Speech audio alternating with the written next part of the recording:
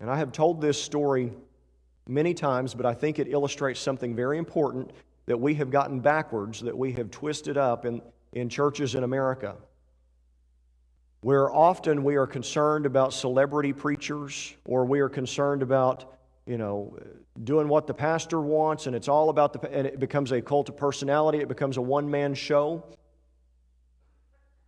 That you can end up in a situation where whatever is important to the pastor, that ministry, that vision he has, becomes the focus of the whole church, and everybody else's job becomes to support that. That is completely backwards from what is expressed here. And the illustration that I like to give about this comes from the American Revolution. It was inconceivable at that time that a group of farmers with pitchforks would be able to defeat the greatest military power on the face of the earth. That would be the Americans defeating the British. Nobody expected it to happen.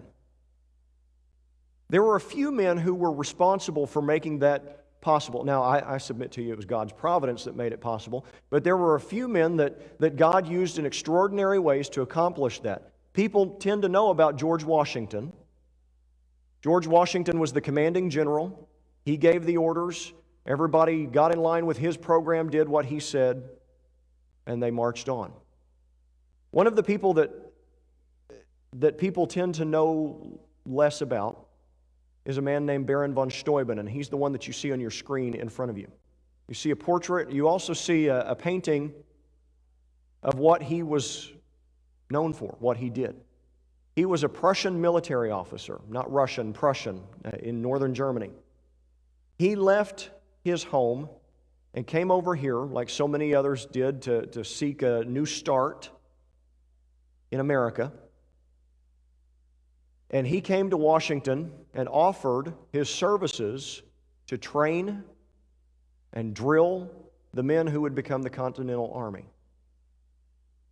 These farmers with pitchforks that came to serve under Washington grew into an army because it was Baron von Steuben who took what he knew from his time in the Prussian military and spent his time training them and investing in them and teaching them how to be soldiers, so that when George Washington called up and said, "Here's the plan," they knew exactly how to carry out that plan.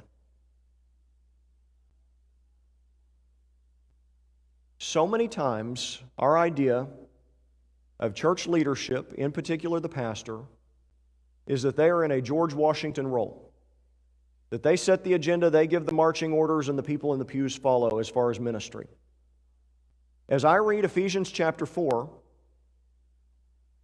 I believe that the role of church leadership, including the pastor, is much more in line with Baron von Steuben.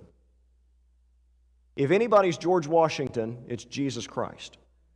If anybody gives the marching orders and tells us what to do and what vision to get behind and where to invade, it's Jesus Christ. My job as a leader in the church is just to be the forgotten nobody who helps equip you and give you the tools you need to go do the job to follow the marching orders He's given.